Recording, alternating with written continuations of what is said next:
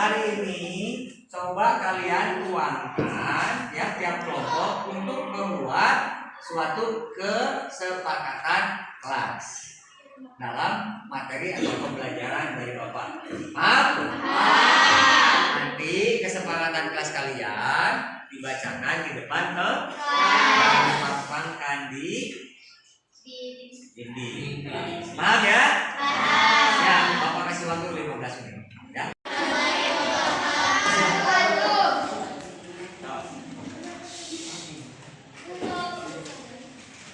Mengerjakan tugas Kantor. satu dari kelompok satu menyampaikan kesepakatan kelas. Satu, mengerjakan tugas yang diberikan guru. Dua, belajar dengan disiplin dan bertanggung jawab. Tiga, dilarang main HP saat belajar kecuali dengan guru. Ya, tangan.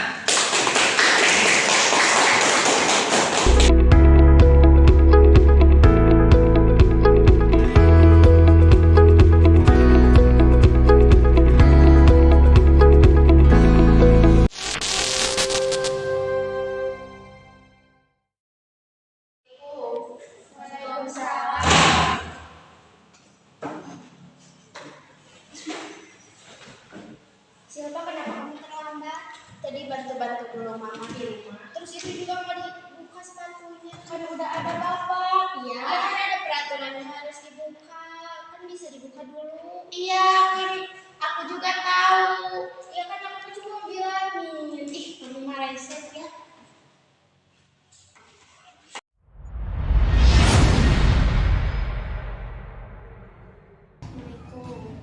Waalaikumsalam. Waduh, ini kelas Bapak ada apa ini? Ini Pak tadi Lutfi nulis logo buka sepatu tapi sulpannya nggak mau. Oh gitu. Terus kenapa kamu nangis? Ya Bapak sulpannya nggak mau buka sepatu. Apa yang kamu lakukan kepada Lutfi ya? Iya Pak, Lutfi nyuruh aku buka sepatu. Ya akunya terburu-buru. Oh, jadi kamu tidak buka sepatu. Iya Pak. Terus kesepakatan kelas bagaimana? Harus buka sepatu. Oh. Kamu merasa bersalah? Iya Pak. Terus apa yang harus kamu lakukan? Menertibkan tiket yang sekarang itu pulang. Karena kamu salah ya. Lebih ya, kamu sudah memberitahu tadi. Tapi jangan menerima. Lupa. Terus atas tindakan kamu harus melakukan apa tadi? Mengerjakan tiket kelas nanti pulang. Oh, jadi kamu udah salah seperti itu. Jadi harus kamu harus melakukan membersihkan kelas. Itu Lutfia. Terus apa yang harus kamu lakukan kepada Lutfia? Minta maaf aja. Silakan mengulangi lagi ya. Oke, kalau begitu ini menjadi pembelajaran kalian ya. Silakan kamu harus bertanggung jawab atas apa yang kamu lakukan ya. Kamu dengan Silva sudah tidak ada apa-apa lagi ya. Silakan kembali ke kelas.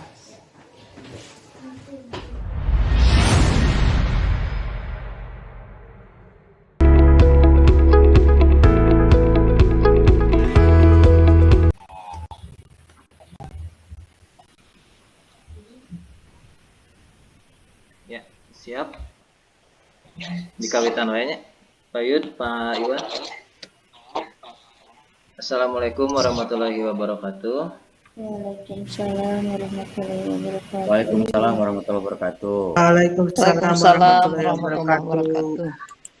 Puji dan syukur marilah kita panjatkan kehadirat Allah Subhanahu wa taala karena berkat rahmat dan karunia-Nya kita bisa berkumpul di ruang tatap maya pada acara webinar budaya positif ini.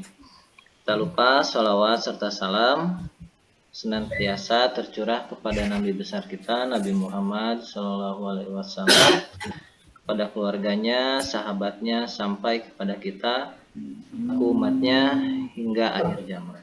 Amin. Di acara webinar kali ini, webinar budaya positif. Di sini saya sebagai host atau moderator, saya sendiri Diki Rusyadi Lalu penyaji di webinar kali ini yang pertama Pak Yuda Dana Prahara dan yang kedua Pak Fauji Rahmatullah. Untuk sambutan dari Ibu Kepala Ibu Lisnur Solihah dan sambutan kedua dari PKS Kurikulum Pak Tantan Priyatna. Webinar kali ini tentang budaya positif akan dibagi menjadi 2 sesi. Sesi yang pertama dari Pak Yuda dan sambutan dari Ibu Kepala. Lalu sesi yang kedua pematerinya Pak Fauji Rahmatullah dan sambutan dari Pak Tantan selaku PKS Kurikulum. Untuk mempersingkat waktu, saya persilahkan kepada yang pertama sambutan terlebih dahulu pada Ibu Kepala Ibu Lisnur Solihah, kami persilahkan. Halo, Teh. Assalamualaikum, Teh. Bismillahirrahmanirrahim. Assalamualaikum warahmatullahi wabarakatuh. Mohon. Waalaikumsalam warahmatullahi wabarakatuh. Di stiker. Ya, Ibu dan Bapak, Sebelah kiri kanan, Teh. alhamdulillah Sebelah kanan. hari ini Bukan. kita bisa bertemu dengan suasana yang berbeda, tapi alhamdulillah keluarga Iya, SMP Teh, di dia 1 mah, Teh, Pacet kiranya bisa kayaknya orang melaksanakan Zoom, kita bisa ketemu untuk mendiskusikan atau untuk mendengarkan materi-materi mengenai budaya positif yang akan disampaikan oleh Pak Yuda dengan Pak Fauji. Oh iya, Rifa Meka Sebagai gitu, Pak. sesepuh di SMP 1 Pacet, mengucapkan terima kasih sebesar-besarnya kepada Ibu dan Bapak yang telah hadir, juga kepada Pak Yuda dan Pak Fauji yang sudah menyiapkan materinya untuk kegiatan hari ini. Dan marilah kita sama-sama simak apa yang menjadi paparan nanti mengenai materi budaya positif. Yang jelas nanti kita akan banyak menerima pengetahuan atau pengalaman dan bimbingan, terutama bagaimana kita memberikan bimbingan kepada anak supaya bisa berbudaya positif tanpa ada hukuman atau memberikan hadiah dari kita sebagai guru. Tapi anak punya makna dari apa yang telah kita lakukan dan dibimbing oleh kita untuk menjadi anak yang mempunyai karakter berbudaya positif. Semuanya bisa mengikuti. Assalamualaikum warahmatullahi wabarakatuh. Waalaikumsalam warahmatullahi Waalaikumsalam wabarakatuh. Waalaikumsalam warahmatullahi wabarakatuh.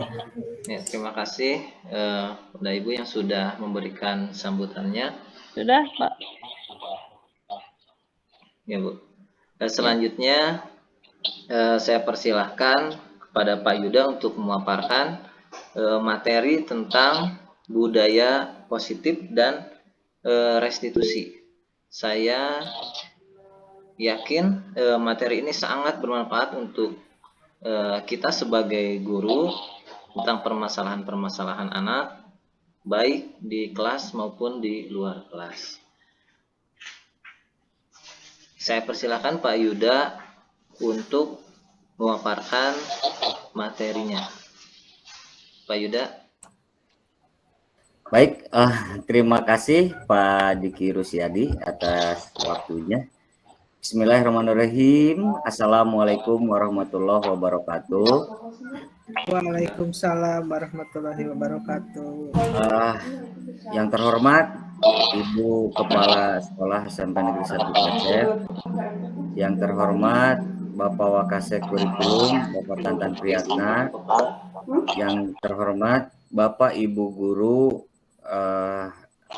pengajar, staf pengajar SMPN 1 Pacet, juga yang tak lupa yang saya berikan juga para partisipan yang mungkin hari ini ada yang berkenan hadir, baik itu dari komunitas CGP maupun dari komunitas lainnya.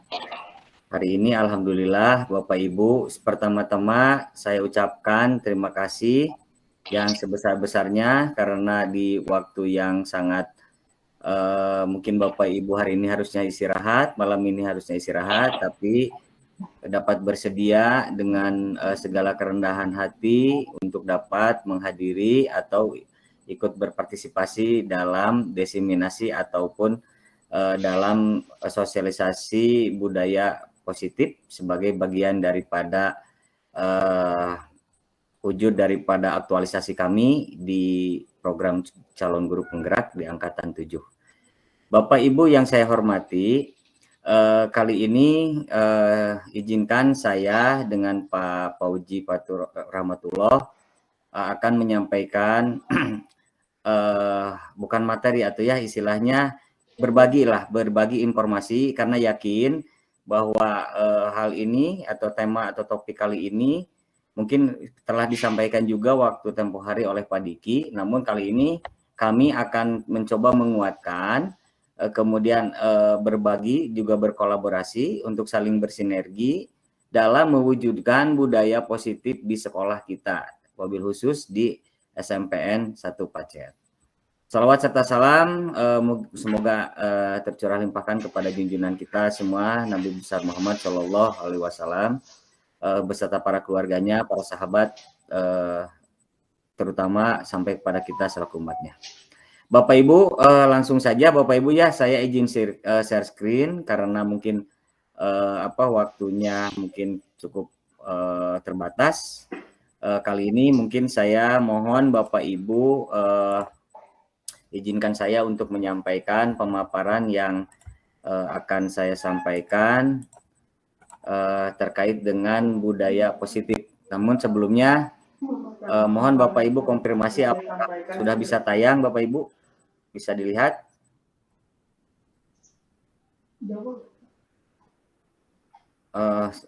Sudah bisa dilihat Bapak Ibu share screen saya? Sudah Pak Yud, sudah. Sudah. Ya, siap Bapak Ibu. Sudah. Terima kasih Bapak Ibu. Sudah Pak Yuda. Ya. Tema kali ini adalah pengimbasan modul 1.4 di budaya positif yang akan saya ketengahkan. Budaya positif ini merupakan salah satu modul yang mungkin berimbas kepada tugas pokok dan fungsi kita selaku pendidik atau guru dalam rangka mengaktualisasikan atau mencoba untuk membangun nilai-nilai atau budaya positif yang ada di sekolah kita, terutama di sekolah SMPN 1 Pacet. Nah, sebelumnya mungkin saya ingin menayangkan pertanyaan pemantik. Apakah makna budaya positif itu? Apa contoh penerapan positif yang telah kita lakukan? Nah, budaya positif di sini tentunya Bapak Ibu sangatlah luas. Artinya bukan hanya dalam sisi aktivitas atau rutinitas kita selaku pendidik dalam rangka menunaikan kewajiban kita di sekolah, melainkan ada sisi-sisi yang bersifat universal yang harus kita bangun, yang harus kita sama-sama bangun dalam melaksanakan interaksi kita, terutama pada objek utama kita yaitu peserta didik. Nah, di sini mohon maaf sekali lagi saya tidak bukan bermaksud menggurui apalagi saur paribasa istilah Sundanya mau matahin ngejaya kemeri, tapi setidaknya di sini kita sama-sama merefresh kembali apa yang menjadi tugas dan pokok kita khususnya untuk treatment atau perlakuan kita kepada peserta didik kita. Sehingga insya Allah ke depan tahap demi tahap, waktu demi waktu, mudah-mudahan di SMPN 1 Pacet ini akan terjalin atau terlaksananya budaya positif di sekolah.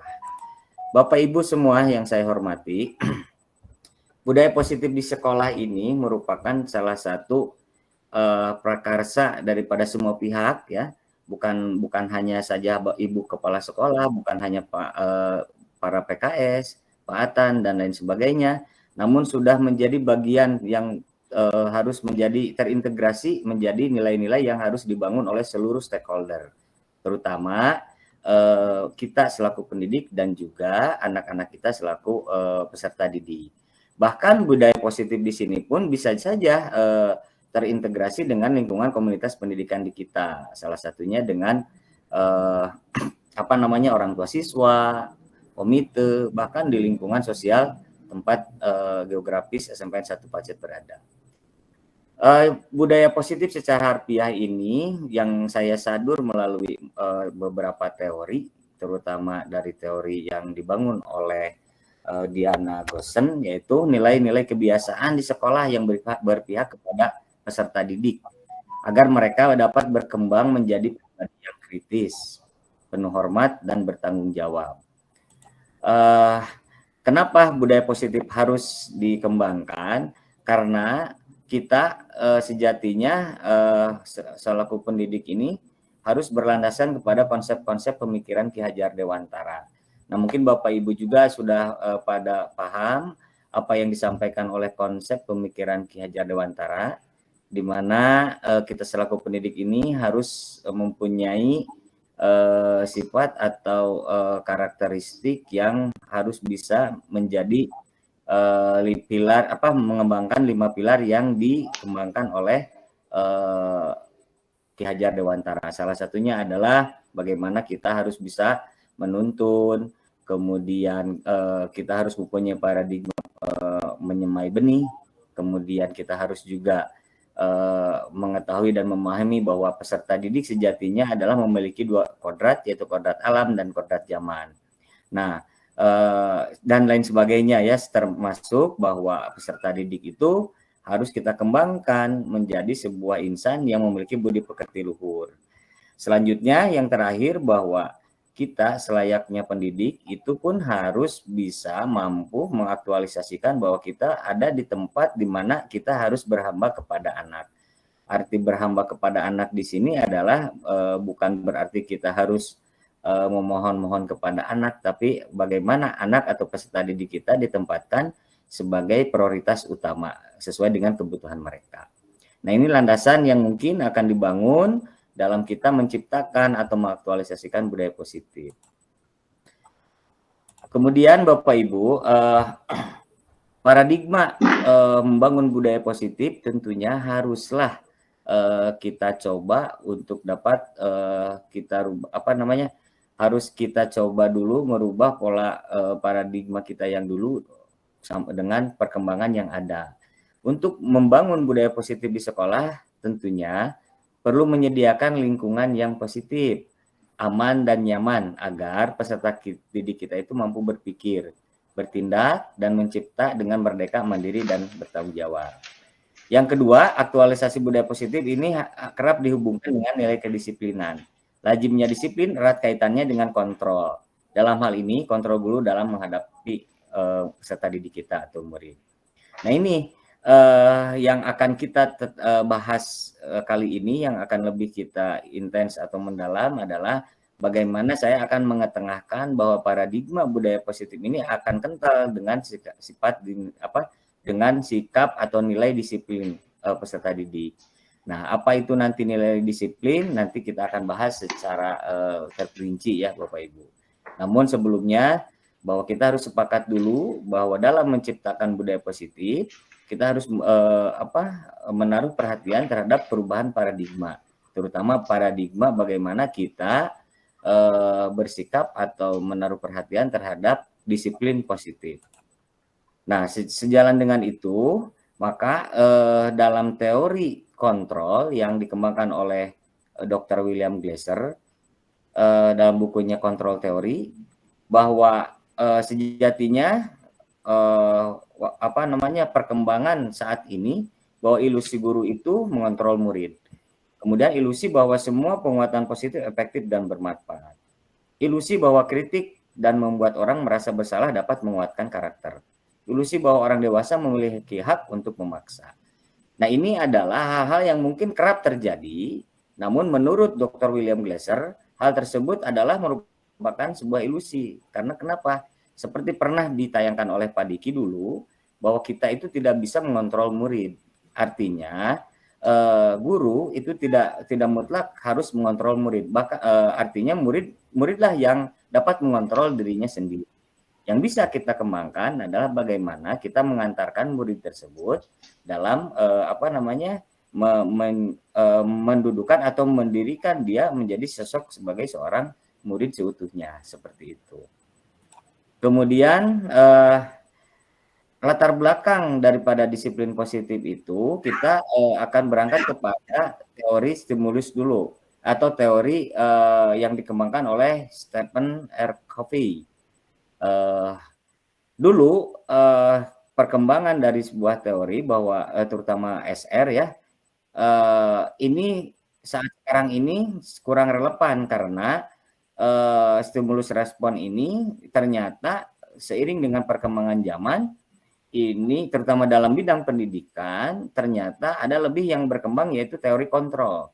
Nah, kita bandingkan bahwa stimulus respon salah satunya adalah pertama, realitas kebutuhan kita sama.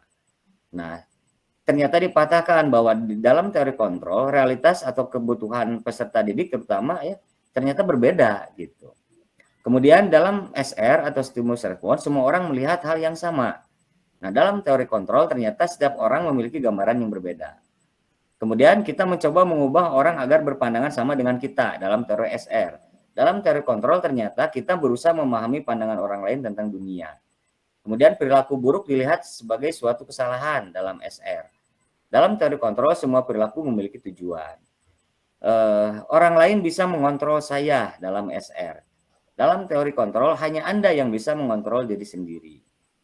Dan seterusnya ya. Jadi ini perbandingan teori yang mungkin dipatahkan oleh perkembangan atau penemuan atau riset terbaru daripada yang ada hubungannya dengan nanti kita akan masuk kepada pembahasan disiplin positif. Seperti itu Bapak Ibu ya. Selanjutnya kita masuk kepada apakah itu disiplin positif.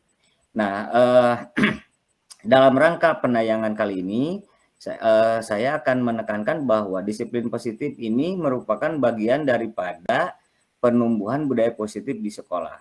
Namun, dalam menerapkan disiplin positif, kita harus menempatkan sebuah paradigma bahwa anak di sini dalam posisi yang merdeka. Merdeka itu artinya tidak hanya terlepas dari perintah, akan tetapi juga cakap buat diperintah atau buat memerintah diri sendiri. Dengan kata lain, seseorang bisa memiliki disiplin diri, berarti mereka bisa bertanggung jawab terhadap apa yang dilakukannya. Karena mereka mendasarkan tindakan mereka pada nilai-nilai kebajikan. Nah, mungkin ini garis besar daripada bahasan kita kali ini. Dalam rangka menunaikan atau menyelenggarakan disiplin positif, kita harus bersandarkan kepada nilai-nilai kebajikan universal dan keyakinan kelas. Salah satunya mungkin Bapak Ibu bisa dilihat di sini ya. Ada 4 yang saya rangkum bahwa nilai-nilai kebajikan itu ya dari berbagai versi ya, dari e-book, Premier Years, kemudian 9 karakter, Indonesia Heritage, kemudian The 7 Essential Virtues, dan terakhir dari profil pelajar Pancasila. Nah, mungkin dalam satu kebajikan yang diambil sebuah kebijakan oleh pemerintah saat ini, yaitu nilai-nilai kebajikan universal kita ambil daripada profil pelajar Pancasila. Yang pada akhirnya mungkin saat ini kita rasakan bahwa nilai kebajikan profil pelajar Pancasila ini terintegrasi di kurikulum kita sekarang ya, di kurikulum Merdeka Belajar. Nah, disiplin positif ini apa sih tujuannya Bapak Ibu? Tujuan daripada membentuk sebuah disiplin positif yaitu menanamkan motivasi pada murid-murid kita, yaitu untuk menjadi orang yang mereka inginkan dan menghargai diri sendiri dengan nilai-nilai yang mereka percaya. Ketika murid kita memiliki motivasi tersebut, mereka telah memiliki motivasi intrinsik yang berdampak pada jangka yang panjang. Artinya Bapak Ibu, disiplin positif ini harus tumbuh secara intrinsik atau dari dalam, bukan dari luar. Artinya bahwa kita sesuai dengan tadi ya, terkoneksi bahwa kita tidak bisa mengontrol anak, tapi anak yang harus kita kembangkan mempunyai motivasi daripada diri sendiri atau dari dalam gitu, tidak dari luar. Itu tujuan sebetulnya dari positif itu. Kemudian kenapa harus disiplin positif itu harus dikembangkan? Karena Bapak Ibu ini yang paling penting. Ini juga kita berlandaskan kepada teori motivasi yang diusung oleh Diana Gossen juga, bahwa sesungguhnya Diana Gossen ini merangkum ada bentuk atau 3 motivasi perilaku manusia dalam rangka dia melakukan sesuatu ya, menampilkan perilakunya gitu, motivasi perilakunya. Yang pertama, kenapa sih orang melakukan perilaku yang baik misalkan ya? Karena yang pertama dia untuk menghindari ketidaknyamanan atau hukuman. Ya kita tahulah Bapak Ibu ya, motivasi anak itu kan berbeda-beda. Nah kita bisa mencirikan 3 motivasi ini. Yang pertama, kenapa anak berperilaku baik? Karena mereka bisa jadi untuk menghindari ketidaknyamanan mereka atau menghindari hukuman gitu ya. Yang kedua, mengapa mereka berperilaku baik ya? Karena mereka itu dapat juga alasannya untuk mendapatkan imbalan atau penghargaan dari orang lain. Dapat pujian lah dari kita, dapat apresiasi dari kita gitu ya. Dan yang ketiga, ini yang paripurna yang diharapkan, bahwa mengapa mereka berperilaku baik? Karena mereka ini ingin menjadi orang yang mereka inginkan dan menghargai diri sendiri dengan nilai yang mereka percayai. Nah inilah sejatinya tujuan yang paling utama yang harus dikembangkan, bahwa motivasi anak dalam berperilaku baik ini, menumbuhkan disiplin ini adalah untuk menjadi yang mereka inginkan. Jadi muncul daripada nilai-nilai intrinsiknya. Nah Bapak Ibu yang terhormat, ini ada perbedaan hukuman, konsekuensi, dan restitusi. Nah ini bahwa kenapa hukuman ini disebut sebagai pendekatan yang gagal ya? Kalau saya bukan perspektifnya bukan identitas gagal ya, tapi ini sesuai dengan teori. Kenapa hukuman ini kalau bisa dihindari ya dalam menerapkan disiplin positif? Karena kenapa? Sesuai dengan apa yang disampaikan Diana Gossen, bahwa hukuman ini akan berdampak pada jangka panjang ya. Kemudian anak akan merasa sakit gitu. Artinya sakit ini akan memiliki bahwa anak akan terpuruk, kemudian anak akan merasa tidak nyaman, kemudian percaya dirinya hilang gitu ya. Seperti itu. Nah, kalau kita terapkan dengan pendekatan lain, semisal konsekuensi gitu ya. Anak itu misalkan dari ketidaknyamanan anak kalau kita lakukan sesuai dengan peraturan yang ada, maka anak itu akan tidak nyaman juga untuk jangka waktu yang pendek. Kemudian dari sisi korban, kalau kalau dari kita misalkan anak terdapat perselisihan dalam ketika kita kasih hukuman, ternyata si korban mah akan mendapatkan keadilan ya. Namun kalau di konsekuensi korban itu bisa diabaikan. Nah, ada hal yang misalkan kalau kita melakukan pendekatan restitusi ini adalah merupakan sebuah pilihan. Nah, ini perbandingannya. Kalau misalkan kita menghukum anak-anak akan merasa tidak nyaman, kemudian bisa saja dendam ya. Tapi kalau kita lakukan restitusi, maka anak itu tidak akan terpuruk, bahkan anak akan anak akan terasa dikuatkan dalam jangka waktu panjang. Ini adalah salah satu tabel perbandingan antara hukuman, konsekuensi, dan restitusi. Ini kelanjutannya ya Bapak Ibu. Nah, hal yang paling penting ini saya rangkum saja, bahwa kalau hukuman itu biasanya dibuat oleh siapa? Itu biasanya dibuat atau secara langsung bisa dibuat oleh guru gitu ya, atau bahkan oleh teman-temannya secara norma susila atau norma hukum yang ada di sekolah ya. Kemudian kalau konsekuensi hukuman itu dibuat oleh guru dan murid atau anak sesuai dengan kesepakatan. Dalam restitusi, hukuman itu dibuat oleh murid atau anak sendiri sesuai dengan keyakinan mereka gitu. Nah, ini adalah pembeda daripada hukuman, konsekuensi, dan restitusi gitu. Selanjutnya ini Bapak Ibu ya, ini adalah salah satu refleksi saja Bapak Ibu. Nah, mana yang disebut oleh termasuk tindakan hukuman, mana tindakan yang sebagai konsekuensi. Salah satunya misalkan begini, mencatat 100 kali di dalam buku kalimat, saya tidak akan terlambat lagi karena terlambat sekolah. Dan menurut Bapak Ibu ini adalah hukuman atau konsekuensi. Nah, tentunya ini adalah apa namanya, sering atau kerap terjadi di sekolah kita ya. Anak misalkan kalau melakukan kesalahan, ayo kalian harus bagaimana pertanggungjawaban kalian. Coba catat 100 kali di dalam buku kalimat, saya tidak akan mengulangi lagi. Nah itu ya. Nah itu kan salah satu bentuk hukuman. Kemudian lari mengelilingi lapangan basket 2 kali karena terlambat di sekolah. Ini juga disebut juga hukuman. Nah, membersihkan coretan yang dibuatnya di meja tulis. Nah, ini apakah hukuman atau konsekuensi? Bisa saja ini kalau diatur di dalam kesepakatan kelas, ini bisa jadi menjadi sebuah konsekuensi. Murid diminta untuk push up 15 kali karena tidak menggunakan masker. Nah, ini apakah hukuman atau konsekuensi? Dan seterusnya ya Bapak Ibu ya. Nah, ini yang kerap misalkan terjadi saat ini di sekolah-sekolah gitu ya, atau yang kita temukan di beberapa apa namanya, kejadian yang kerap kita temui gitu. Bapak Ibu yang terhormat, dalam membangun budaya positif ini perlu pemahaman terkait 3 fondasi teori konsep yang patut dikuasai oleh seorang guru. Nah ini 3 konsep ini saya akan karena apa pembahasannya itu sebetulnya panjang, tapi saya akan membatasi di segitiga restitusi saja ya Bapak Ibu. Nah nanti ada posisi kontrolnya ada di pembahasan Pak Fauji atau Pak Iwan. Seperti itu. Nah Bapak Ibu, dalam mengembangkan atau apa namanya mengaktualisasikan disiplin positif, saya akan mendesimasikan sebuah pendekatan yang dinamakan pendekatan restitusi. Restitusi ini adalah sebuah pendekatan untuk menciptakan disiplin positif. Nah di sini restitusi ini ditawarkan untuk membantu murid menjadi lebih memiliki tujuan, disiplin positif, dan memulihkan dirinya setelah berbuat salah. Penekanannya bukanlah pada bagaimana perilaku untuk menyenangkan orang lain atau menghindari ketidaknyamanan. Namun tujuannya adalah menjadi orang yang menghargai nilai-nilai kebajikan yang mereka percaya. Nah ini restitusi ini dikembangkan oleh Diana Gosen bahwa restitusi sebagai jawaban atas kita dalam memperlakukan anak dengan mengabaikan hukuman seperti itu.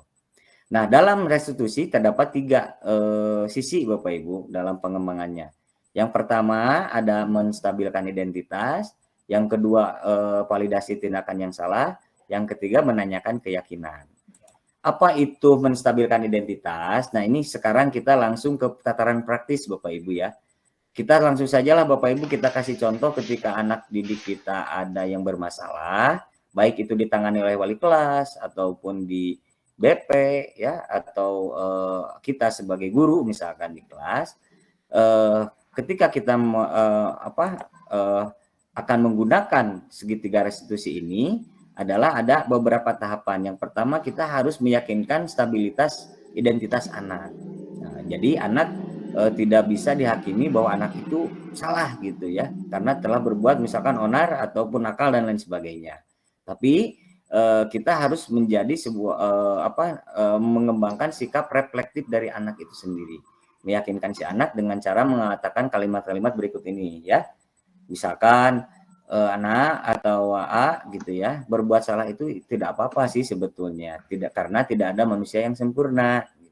Saya juga atau ibu juga atau bapak juga pernah sih melakukan kesalahan seperti itu kan untuk menstabilkan dan sebagainya ya. Nah untuk itu kita bisa menyelesaikan masalah ini. Nah coba Bapak Ibu tidak tertarik untuk mencari siapa yang salah, tapi Bapak Ibu ingin mencari solusi dari permasalahan ini.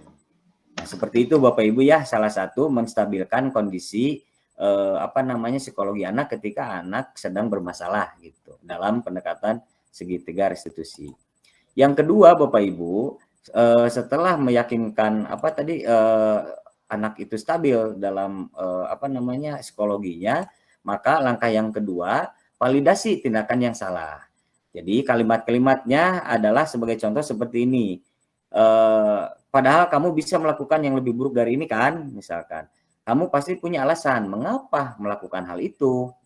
Kamu patut bangga pada dirimu sendiri karena kamu telah melindungi sesuatu yang penting buat kamu.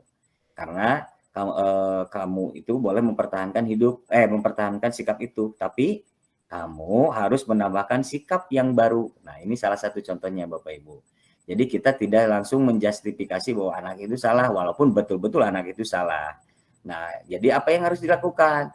Nah, yang harus dilakukan berarti kita harus tahu dulu latar belakang anak melakukan kesalahan itu, apa motivasinya gitu. Jadi kembali lagi tadi ke teori motivasi. Jadi motivasi apa? Mengapa anak tersebut melakukan hal tersebut gitu. Bisa jadi anak tersebut tanpa melakukan hal tersebut karena memang ada latar belakangnya. Salah satu yang pernah saya terapkan Bapak Ibu ya kayak minggu-minggu kemarin memang sudah saya coba dan ternyata alhamdulillah Bapak Ibu ternyata anak yang melakukan tindakan yang salah ini ternyata memang terdapat motivasi atau latar belakang di dalamnya gitu. Apakah anak itu memang ya tadi ternyata tampillah atau keluarlah alasan-alasannya gitu Bapak Ibu. Ternyata ada yang ya bermacam-macam lah dinamika ya. Ada yang ternyata memang broken home, kemudian ada yang memang karakteristik di keluarganya dan lain sebagainya. Kemudian yang terakhir adalah menanyakan keyakinan. Nah, pertanyaan-pertanyaan di bawah ini menghubungkan keyakinan anak dengan keyakinan kelas atau keluarga. Jadi anak-anak ketika kita melaksanakan aktualisasi segitiga restitusi, maka yang muncul adalah bahwa anak itu sendiri yang harus membuat sebuah kesepakatan. Artinya ketika anak yang bermasalah kita kita lakukan pendekatan segitiga restitusi, maka kita pun dapat gampang dengan menanyakan, misalkan, nah kamu itu kan sedang bermasalah kali ini. Apa yang kita percaya sebagai kelas atau keluarga? Apa nilai-nilai umum yang kita telah sepakati di kelas? Bayangkan kita tentang kelas yang ideal. Kemudian kamu mau jadi orang seperti apa sih sebetulnya gitu. Jadi ketika sisi yang ini ditekankan kepada anak didik kita yang bermasalah, maka anak itu sendiri pun akan meyakini bahwa oh betul ternyata kita juga sudah pernah membuat sebuah kesepakatan atau keyakinan di kelas, sehingga muncul kesadaran, muncul bahwa mereka merasa bahwa tindakan atau perilaku mereka itu memang salah gitu, dan mereka pun harus dibangun sisi tanggung jawabnya. Nah itu mungkin Bapak Ibu salah satu materi yang mungkin saya ketengahkan dengan penuh keterbatasan. Nah hal ini berlandaskan kepada materi atau teori yang dikembangkan oleh Diana Gosen pada modul 1.4. Tapi pada prinsipnya sekali lagi bukan saya menggurui, namun sisi-sisi daripada penerapan segitiga restitusi ini layak kita kembangkan dalam rangka memfasilitasi peserta didik kita, terutama peserta didik kita yang sedang bermasalah untuk membangun budaya positif di sekolah, itu terutama dalam menegakkan disiplin positif di sekolah. Mungkin itu saja Pak Diki, berhubung waktu nanti di sesi berbagi pengalaman, berinteraksi di ruangan ini, mangga saya tunggu. Terima kasih. Mohon maaf atas segala kekurangan Bapak Ibu ya. Wassalamualaikum warahmatullahi wabarakatuh. Assalamualaikum warahmatullahi wabarakatuh. Waalaikumsalam. Ya, terima kasih Pak Yuda atas pemaparannya.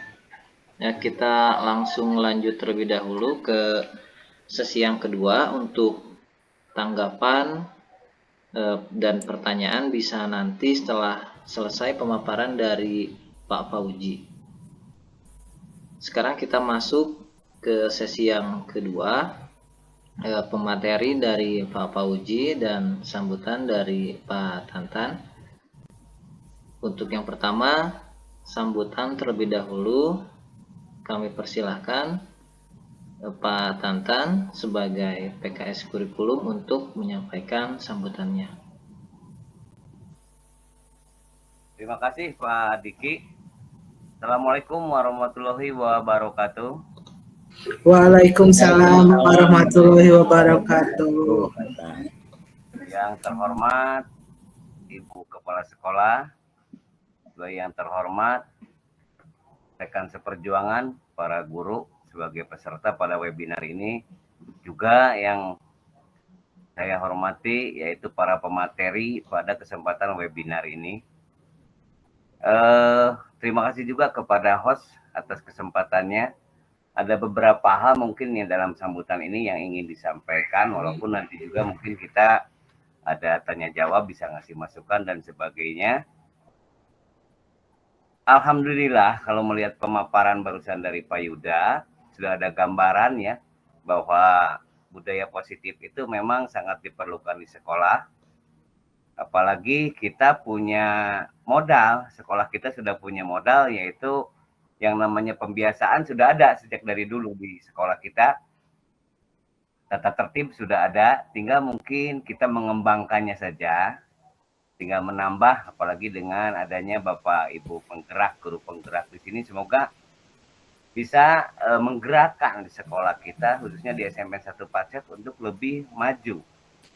Ya, terutama dengan mungkin dengan basicnya itu budaya positif dulu, itu yang harus kita persamakan persepsi atau paradigma di sekolah, terutama dalam mengambil tindakan-tindakan yang akan dilaksanakan. Tadi beberapa hal dari Pak Yuda itu emang cocok sekali, apalagi untuk kita menghadapi siswa yang heterogen.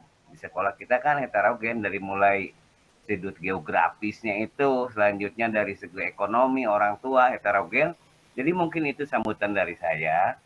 Jadi alhamdulillah dengan adanya kegiatan ini kita semua bisa belajar, bisa mengambil sesuatu yang bermanfaat bagi kita semua sebagai pendidik, dan lebih luasnya kita bisa menjadikan SMP 1 Pacet lebih maju untuk mencapai visi dan misinya.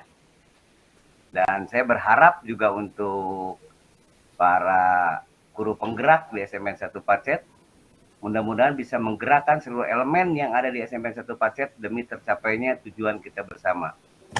Mungkin itu saja dari saya sebagai Wakasek bidang kurikulum.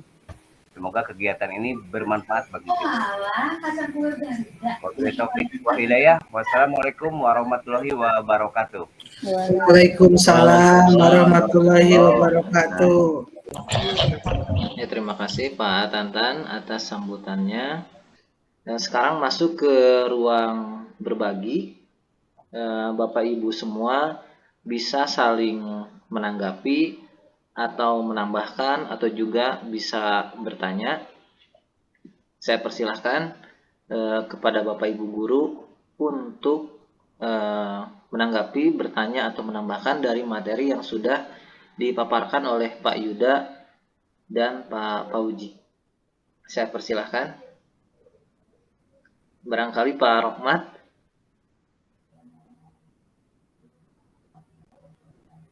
Mangga, Omat. Pak Rohmat, ayo.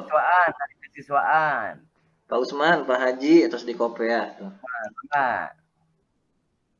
Pampep, mangga Pampep. Share kasus Pampep kan, mangga. Om klik lu gambar mic Om.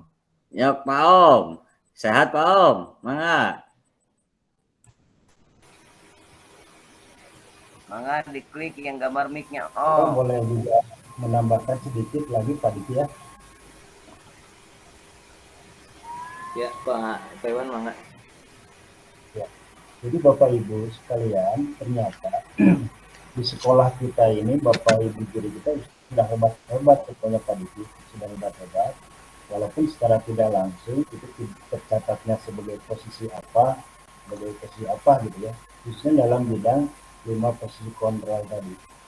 Semacam contoh misalkan Bu Haji Aceh, mohon maaf Bu Haji Aceh saya sebut ya. Waktu 2 hari ke belakang saya memperhatikan, nah ini secara langsung ini Bu Haji ini sudah menempuh restitusi ini sebenarnya. Waktu anak yang nangis itu, yang nakal itu, yang laki-laki itu Pak Diki ya. Nopal Pak Atan ada. Iya. Bu Haji, saya kan di belakang gitu ya, perhatiin aja gitu kan. Inilah ternyata Bu Haji itu saat ada Nopal itu dia nggak mau ngebentak gitu, nggak mau ikut memarahi, tetapi ngobrol dengan hati. Coba kelihatan Nopal itu nangis gitu, langsung berpikir. Mohon maaf kalau saya menyampaikan di sini, mohon maaf. Ternyata Bapak Ibu kita ini sudah ada yang menyampaikan restitusi gitu ya, walaupun itu masuknya ke kategori mana, nah ternyata itu sudah masuk ke manajer itu. Jadi anak itu bisa menyelesaikan sendiri dan ada perubahan. Mungkin Bapak Ibu juga sudah mengalami lah, Bapak, saya yakin lah apalagi Pak Usman nih. Pak Usman ini sering berhadapan untuk kegiatan siswa, apalagi Pak Atta. Pak Atta ini lebih berpengalaman ini. Dari mulai pembina OSIS, dia mengikuti terus kesiswaan Pak Attanya. Dan sekarang sebagai guru-guru. Ya. Pasti yang 5 posisi itu sudah dialami sekolah sama Pak Atta itu. Bangga. Ya Pak Iqbal udah angkat tangan Pak Iqbal. Silakan. Silakan Pak Ya Iqbal. Pak Iqbal. Pak Romat, Ya, suaranya Bu Pak Haji Jum Romat. juga. Klik Pak Romat. Siap, Pak. Ah, mantap. Posisinya menuju di Ciparaya lah. Oh, Saya mah baru nyimak. Sok aja lah nyimak dulu. Oh, boleh. Bu Haji Jum tah, mangga. Mbak Jencung, mangga. ya, assalamualaikum warahmatullahi wabarakatuh.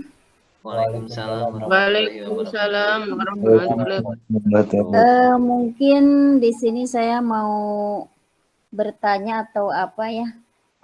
Sering sekali saya melihat di sekolah kita gitu ya. Kadang kita atau wali kelas juga kalau ada anak yang berperilaku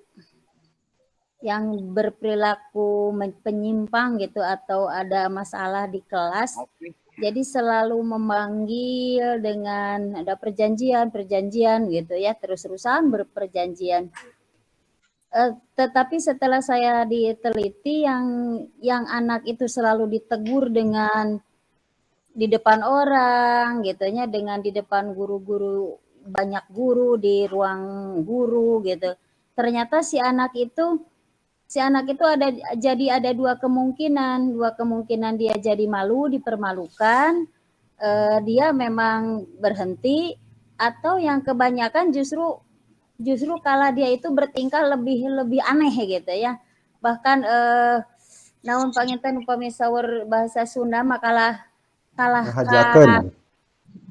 jadi tambah gitu. Nah, jadi bagaimana itu seharusnya gitu, kita sebagai guru itu kan berperilaku harus dengan baik gitu terhadap anak. Nah, apakah yang tadi perlakuan guru itu memanggil anak atau bahkan ke ruang guru itu seharusnya itu bagaimana gitu supaya si anak itu, kalau tadi saya melihat atau mendengar pemaparan dari Pak Iwan dan Pak Yuda, seharusnya kita itu merangkul gitu sebagai teman merangkul anak, bukan mempermalukan anak di depan orang banyak begitu. Nah, mungkin itu Pak Yuda yang saya lihat di sekolah kita masih ada yang seperti itu. Nah, bagaimana solusi yang terbaiknya itu ya. Sekian, terima kasih. Ya, atur nuhun Bu Haji. Mau langsung ditanggapi saja Pak Yud atau Pak Uji, Pak Iwan? Boleh Pak. Izin Pak Diki atuh ya. Ya, mangga. Baik, terima kasih Bu Haji Encum. Waduh, Bu Haji ini adalah guru saya juga yang lebih berpengalaman.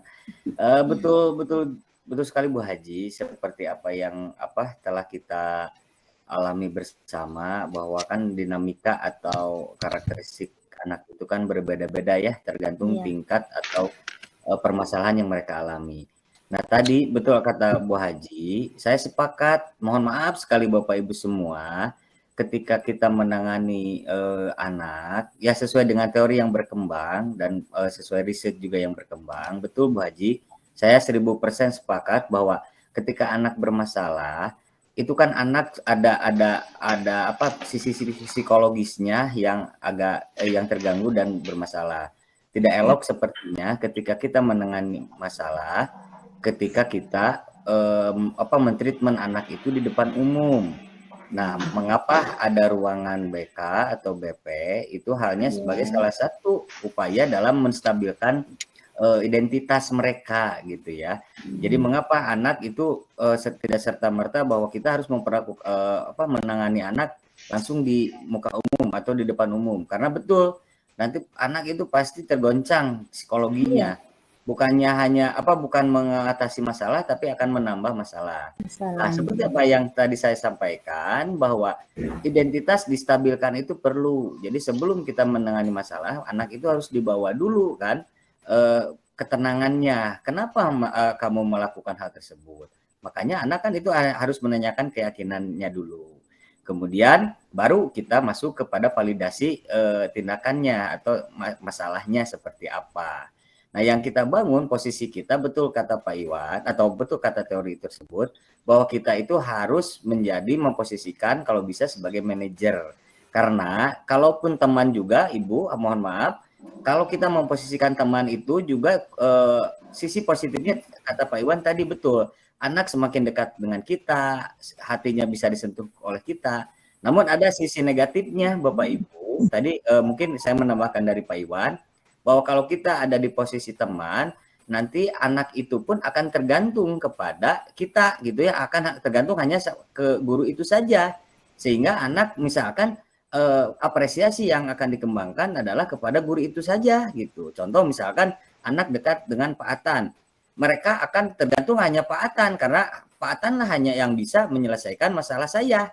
Nah, ketika hadir kita atau guru lain, maka mereka pun atau anak itu pun akan merasa introvert ya, introvert atau extrovert. Mereka nggak akan mengeluarkan emosi atau mengeluarkan masalahnya karena yang dekat dengan saya itu hanyalah Pak Atan.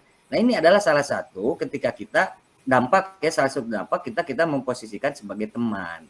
Nah, untuk itulah apa yang ditayangkan oleh Pak Iwan, sosok peran atau tampilan selaku manajer lah yang bisa diharapkan sehingga anak dengan menanyakan keyakinannya, dengan mengeluarkan alasan yang mereka buat itu muncul pada motivasi dirinya sendiri gitu, sehingga mereka juga akan merasa bertanggung jawab sendiri tanpa melihat siapa yang menangani saya itu, baik itu guru BP, wali kelas atau sebagainya. Yang jelas posisi yang kita perankan tadi kalau bisa gitu, mungkin saya juga belum bisa ya sebetulnya, masih belajar dan mungkin akan terus berupaya supaya saya harus bisa menjadi posisi di manajer gitu Bu Haji ya. Mungkin itu, terima kasih Bu Haji, Pak Diki, mangga selanjutnya Pak Iwan. Ya sama-sama Pak Yuda, sama-sama ya. Ya Bu Haji, bagaimana tanggapan dari Pak Yuda? Iya, alhamdulillah mungkin itu yang seharusnya yang kita lakukan kita sebagai pendidik ya. Karena bukan hanya bukan hanya memberikan materi pembelajaran, materi belajar, mata pelajaran, tetapi yang lebih utama berarti kita kan harus mendidik perilaku anak itu menjadi lebih baik gitu ya. Itu saya sangat setuju sekali dengan pemaparan Pak Iwan tadi, dengan pemaparan Pak Yuda. Mungkin kedepannya mari kita sama-sama untuk memperbaiki lah perilaku kita sebagai guru. Seharusnya kita tadi kan sebagai teman, jadi kita harus merangkul anak, harus membimbing anak dengan baik. Jadi bukan dengan teguran gitu, bukan dengan teguran apalagi di depan umum gitu seperti itu ya. Ya mungkin itu, terima kasih Pak Yuda ya. Assalamualaikum warahmatullahi wabarakatuh. Waalaikumsalam warahmatullahi wabarakatuh. Waalaikumsalam warahmatullahi wabarakatuh. Ya, dari Bapak Ibu guru lainnya silakan. Atau saya tambahkan juga untuk restitusi ini mulai dari hukuman, konsekuensi dan restitusi sebenarnya Bapak Ibu guru ini sudah hebat semua gitu. Saya yakin apalagi yang senior sudah berpengalaman bagaimana masalah-masalah yang terjadi di kelas maupun di luar kelas. Salah satu contoh yang tadi terjadi di sekolah, yang waktu anak-anak olahraga terus ada yang nangis gitu, sampai ngagorowok lah, nangis lagi kayak kesurupan atau gimana. Nah,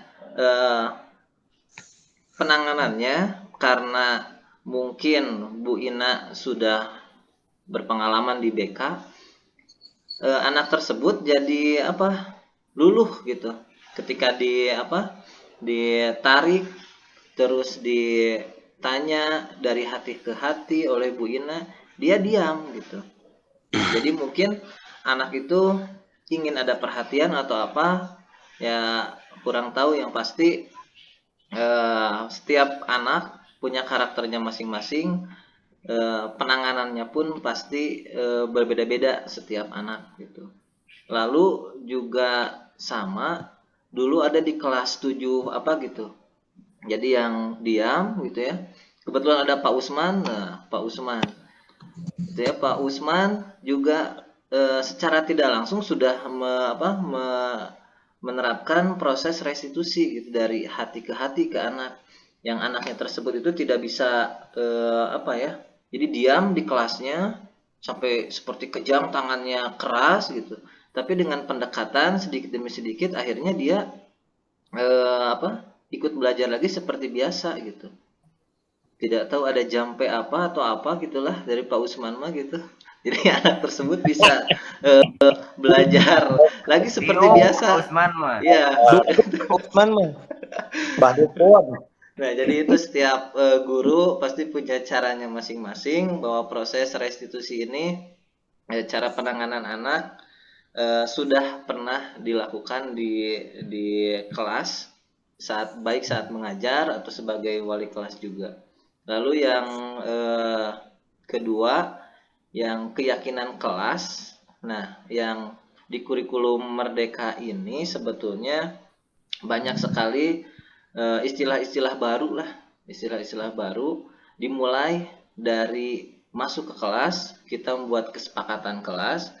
Kesepakatan kelas ini dari siswa, oleh siswa, dan untuk siswa lagi, berupa sebetulnya peraturan tapi yang dibuat oleh mereka. Nah, ini juga sebenarnya bukan materi baru di kurikulum Merdeka, dari dulu juga sama. Hanya mungkin ya penguatan sesuai dengan konsep pemikiran Ki Hajar Dewantara, bahwa pendidikan yang terbaik itu dari, oleh, dan untuk siswa itu kembali gitu. Nah, keyakinan kelas bisa dipajang di setiap kelas sebetulnya. Jadi yang biasa diyakini oleh siswa itu ada larangan kelas gitu atau peraturan kelas. Nah, di tagline di kurikulum Merdeka ini sebenarnya berubah jadi namanya keyakinan kelas dengan kalimat-kalimat yang positif.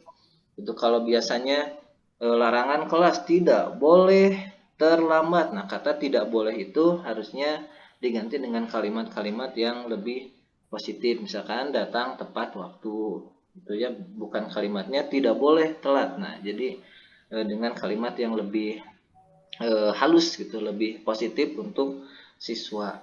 Nah, itu sedikit tambahan dari saya. Silahkan Bapak Ibu guru yang lainnya, barangkali ada yang menanggapi pengalaman-pengalaman di kelas gitu. Terus apa yang masih mengganjal yang ingin dibagikan kepada guru-guru lain, saya persilahkan.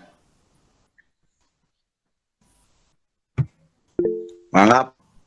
Pak Adnan. Silakan Pak Tan. Assalamualaikum warahmatullahi wabarakatuh. Waalaikumsalam warahmatullahi wabarakatuh. Waalaikumsalam warahmatullahi wabarakatuh. Syukur alhamdulillah pada kesempatan ini saya sangat bangga kepada bapak-bapak guru penggerak ya, juga kepada rekan seperjuangan Bapak Ibu guru. Karena pada kesempatan ini di webinar ini hampir 45% kita partisipan ikut ya, Bapak Ibu guru. Terima kasih guru-guru hebat semua. Jadi ini mungkin webinar yang cukup besar. Beberapa kali waktu kita zaman dulu COVID kan sering webinar, pesertanya tidak banyak segini. Bagus sekali ya. Mungkin saya secara pribadi juga mengucapkan terima kasih nih kepada Bapak Ibu semua, karena ini salah satu kegiatan yang dilaksanakan untuk memajukan sekolah kita, termasuk mungkin di bidang kurikulum, di bidang kesiswaan, di semua lini. Di semua lini, dengan adanya salah satu contoh adanya tadi saya di pembukaan bilang guru penggerak, menggerakkan elemen sekolah, salah satunya ini. Ini aksi nyata yang langsung kita rasakan, yang bisa kita implementasikan untuk kemajuan sekolah kita. Salah satunya ini, guru penggerak menggerakkan kita semua. Banyak sekali manfaat yang kita ambil dari sini. Selain kita Tadi saya katakan modal sekolah kita sudah ada. Modal sekolah kita alhamdulillah yang namanya pembiasaan sudah berjalan. Yang namanya tata tertib sudah ada, termasuk tata tertib dengan konsekuensinya ada. Dengan poin-poinnya ada, sudah dibikinkan, ada di BP.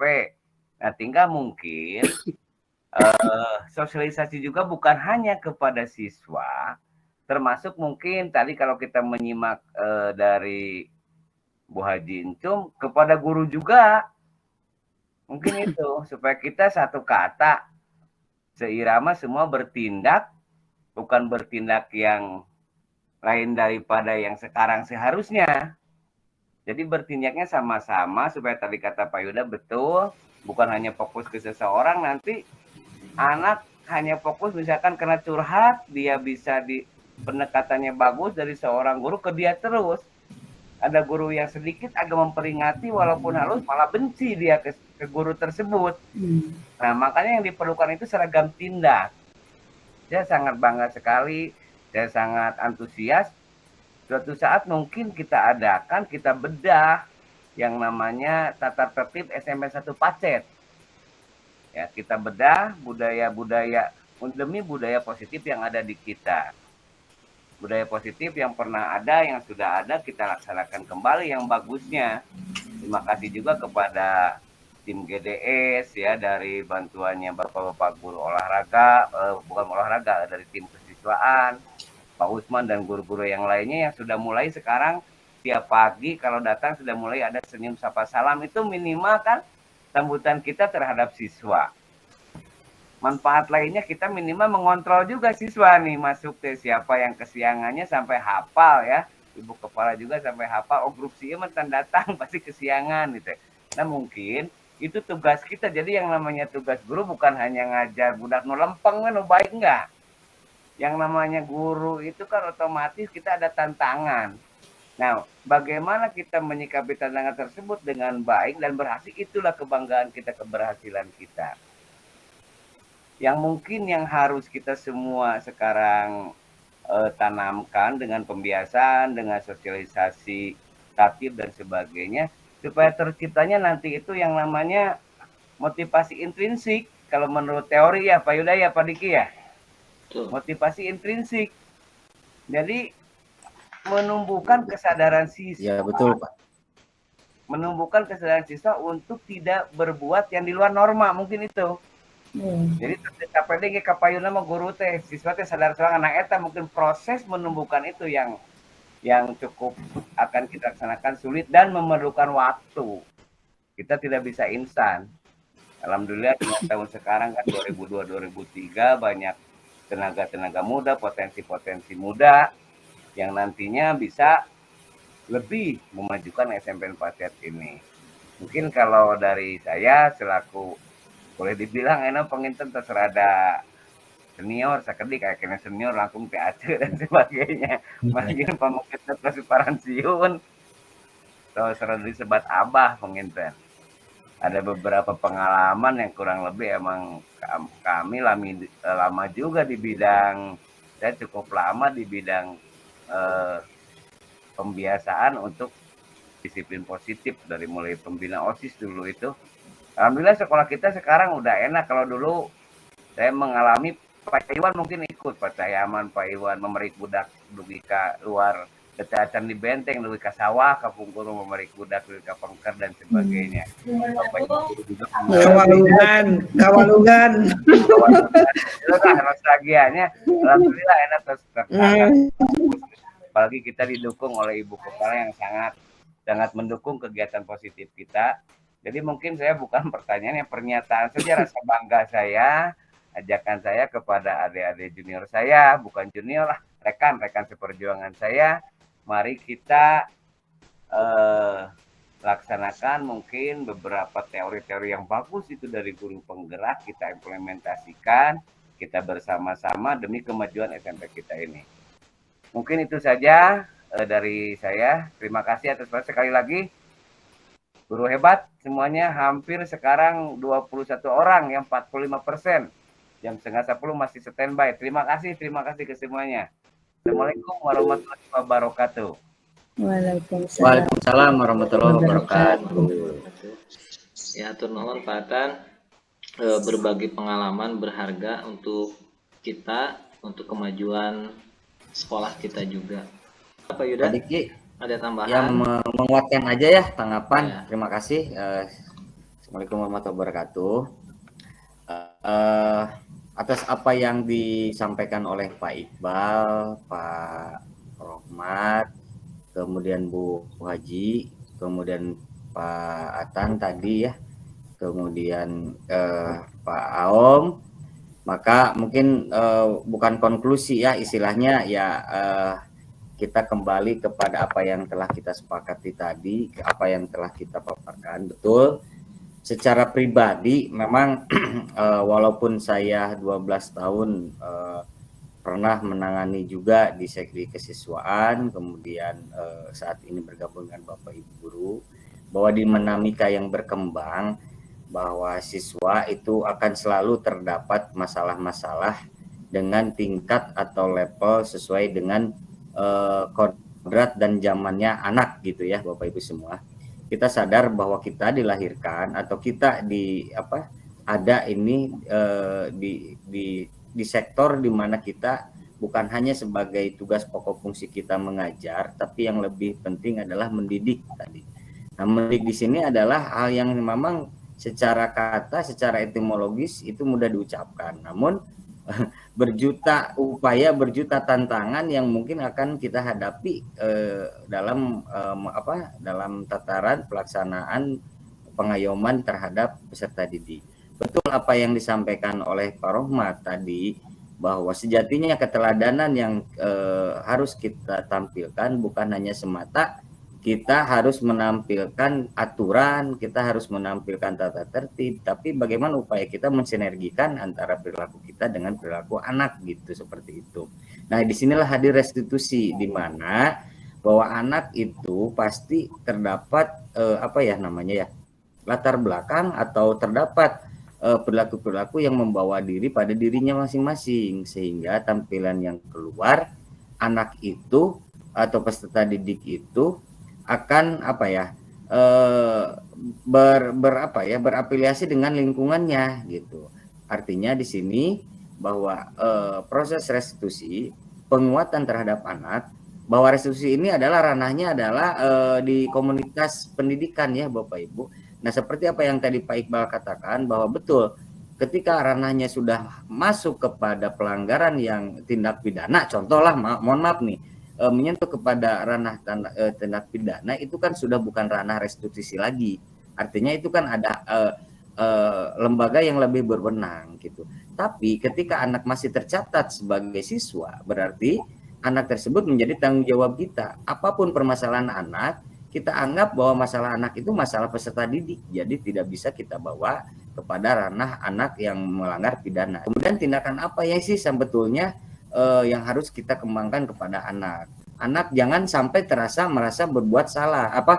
Mohon maaf, bukan berbuat salah. Anak jangan sampai merasa bersalah, terpuruk sehingga tergoncang psikologinya. Karena apapun yang dilakukan anak tentunya mempunyai alasan atau latar belakangnya. Nah, ini yang harus kita eksplor, latar belakang atau alasan mengapa dia melakukan hal tersebut.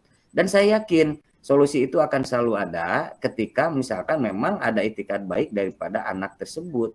Sehingga misalkan kalau anak sudah tidak bisa kita bina, kita bisa tidak ada solusi yang terbaik. Nah, tadi mungkin ranah restitusi di sana sudah cukup optimal. Kita kembalikan lagi mungkin nanti ranah yang lainnya gitu dari lembaga kembali ke aturan yang di luar dari restitusi.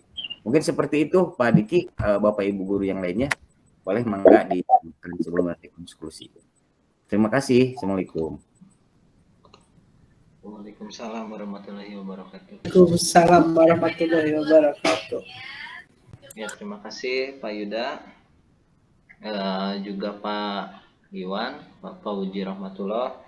Pada kesempatan ini sudah memaparkan materi, dan Bapak Ibu guru semua